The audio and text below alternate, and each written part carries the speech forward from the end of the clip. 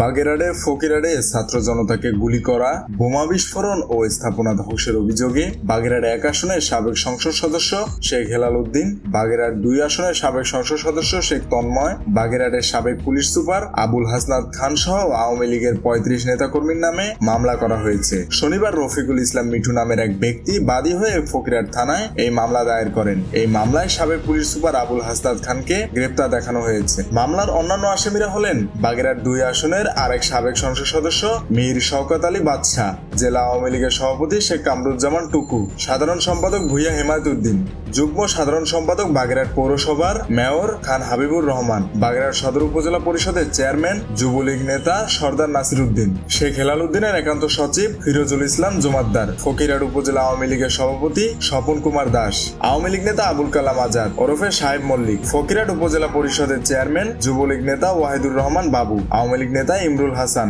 সদর উপজেলা আওয়ামী লীগের সাবেক সভাপতি শিপন মিনা, জেলা শ্রমিক লীগের সভাপতি রেজাউর রহমান মন্টু, সাধারণ সম্পাদক খান আবু বক্কর সিদ্দিক, পৌর আওয়ামী লীগের সভাপতি শেখ বশিরুল ইসলাম, আওয়ামী লীগের নেতা শামীম হাসান, মহিতুর রহমান পল্টন, জেলা যুবলীগের সাধারণ সম্পাদক মীর জাহেসি আশরাফি জেমস, বাগেরহাট জেলা ছাত্রলীগের সাধারণ সম্পাদক নাহিয়ান সুলতান ওয়াসান, কচুয়া উপজেলা পরিষদের সাবেক চেয়ারম্যান মেহেদি হাসান বাবু, সাবেক চেয়ারম্যান নাজমা সারোয়ার, আওয়ামী লীগ নেতা লিয়াকত হোসেন লিটন। মামলার এজাহারে বলা হয়েছে, ছাত্র জনতার ন্যায্য আন্দোলনকে নস্যাৎ করার উদ্দেশ্যে আসামিরা গত 4 আগস্ট দুপুরে ফকিরহাট উপজেলার কাটাখালী গোল চত্বর এলাকায় জড়ো হয়ে গুরুত্বপূর্ণ স্থাপনা ধ্বংস করে। ছাত্র জনতাকে লক্ষ্য করে গুলি ছোড়ে তারা, আতঙ্ক সৃষ্টির উদ্দেশ্যে কয়েকটি বোমা বিস্ফোরণ করে এবং হত্যার উদ্দেশ্যে একাধিক গুলি ছোড়ে। এছাড়া বাগেরহাটের সাবেক পুলিশ সুপার আবুল হাসনাত খান উচ্চ পদস্থ কর্মকর্তা থাকায় ফ্যাসিস্ট সরকারকে টিকিয়ে রাখার জন্য বিভিন্ন সময় উস্কানিমূলক বক্তব্য দিয়েছেন।